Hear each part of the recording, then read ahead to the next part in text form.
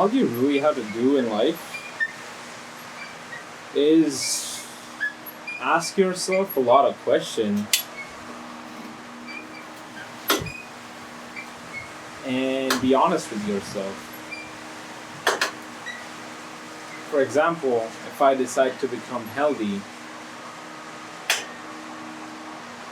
and I know what a healthy person looks like, all I have to do is just keep asking myself if what I'm doing is healthy or not. It's 11 p.m. I'm on the couch watching Netflix. Is this healthy to do or not? Is this healthy to do, or it's healthier to go to sleep so I can recover? You have your answer if you're honest with yourself. Is eating a can of tuna healthier, or I don't know, Doritos, chips, whatever? Which one is healthier? You have the answer. And this also works for complex questions when you are interacting with someone. Am I being needy or am I being detached? If you're texting a girl too much, if you're kind of onto her, coming on way too strong, if you're chasing money too hard, if you're trying to close a deal where you're just kind of, a little pushy, that comes from a place of neediness. Do needy people get a lot in their life? No. Guess who gets everything that they want? Detached people. So it just depends on how you frame it and how you frame the questions. And you could keep going and you could keep auditing yourself and you keep getting better, because every time you make a choice, you ask yourself an honest question and you make the honest choice. Now, there's obviously exceptions where you don't.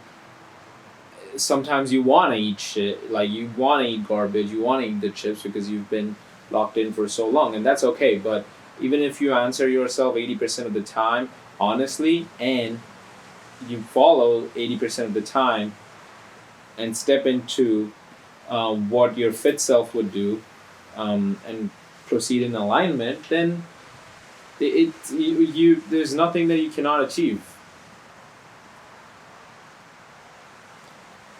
It sounds cliche, but that's how you form habits.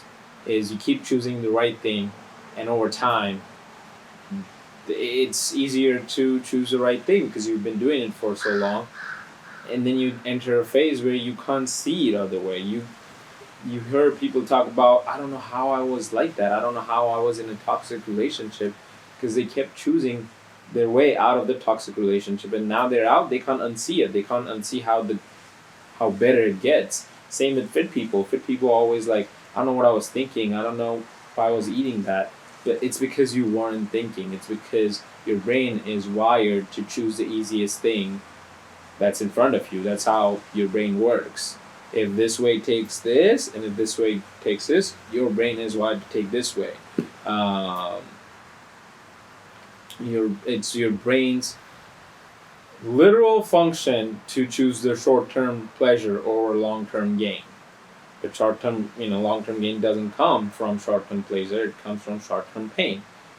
So you just have to choose the hard thing long enough where you're just wired to choose that thing. It becomes your identity. And then there's this other side, which I'm newly discovering in a lot of other things, is once you start seeing the results of the hard choices, those choices are not hard anymore. They're a given. That's just how it's supposed to be. And I mean, I've been experiencing that. A couple things. The thing is I could tell you, or someone else can tell you that do this, but unless you see the result, you won't be hooked onto that thing, and you have to be hooked in order to see the results, because everything takes time. You have to be hooked onto fitness, get fit, in order to get actually mentally hooked. Your body flips first and the mental shift happens later. But for that, you have to work out for like 100 days, 120 days, 140 days in order you to start feeling better. It's all a boom and bust cycle. You see this a lot in trading, where initially you succeed and you see people going to the gym. Initially, they feel great, they're locked in the first 2 weeks, the motivation wears off. It's because they're not seeing the results, and your brain is wired to have instant gratification more than any other era in the history of mankind. It's now where your brain is wired more and more to seek instant gratification. So after the first 2 weeks, when you don't get it, you're like, fuck this. I'm not gonna stay consistent. I'm not gonna be locked in. But it was, it was after 6 weeks. So the gratification that you're looking for was after 8 weeks, 9 weeks, 12 weeks. And then once you see the gratification after that 12 weeks, you will never go back. This is with everything. This is with running a business. This is with pouring into your relationship. Once you choose the kinder way, once you choose the smarter way, the more intelligent way, and you wait, you trust the process until it gives you results after 12 weeks, 14 weeks, 18 weeks, whatever it is. Once you see the results, you will never go back. You would think, I used to be so stupid because I was doing something that clearly wasn't working. The only reason I was doing it because I was used to be. I was used to it. Either I was raised that way or that's what I, kind of caught on to. Yeah, those are the 2 cents on a nice cloudy day in Palm Springs where it was supposed to rain. And it's April 1st, 2026. And we're out in the patio, which we just cleaned a couple days ago. So it's nice. And yeah, it's very grateful, nothing to complain. Life is great on the other side of consistency. I hate those aggressive motherfuckers. I used to be one who are like locked in. And yeah, you have to start that way. Once you start aggressive and you're locked in, and once it kind of becomes your identity, doing hard things, you unlock this calm motherfucker inside of you who just does hard shit effortlessly, And it's a combination of those, I think, how you develop aura, how you develop a reputation of being one-on-one, is you have a switch where you can stay locked in, you can also be calm and have fun. But for you to have fun, something has to become second nature. So you don't have to put in work when you're working. You don't have to put in work when you are going on YouTube looking for things, or you don't have to put in work when you're running. You don't have to learn running because it's second nature to you.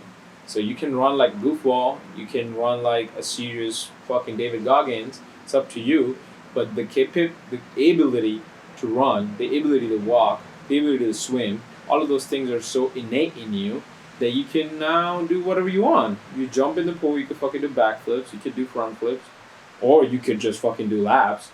But the ability, the fundamental skill is so innate in you that you can explore possibilities that are beyond anybody else's thought process.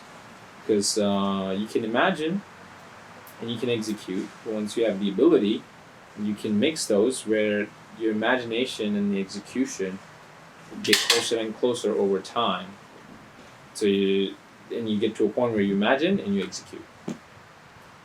Yeah, a little too long, huh? Yeah, look at the view, guys.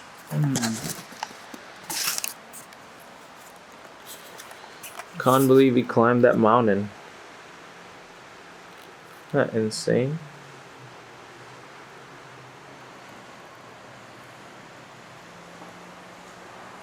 I have to take this in because it's windy. Look at that. God bless David. You're buying this house and letting me stay here. To you. It's kind of awkward.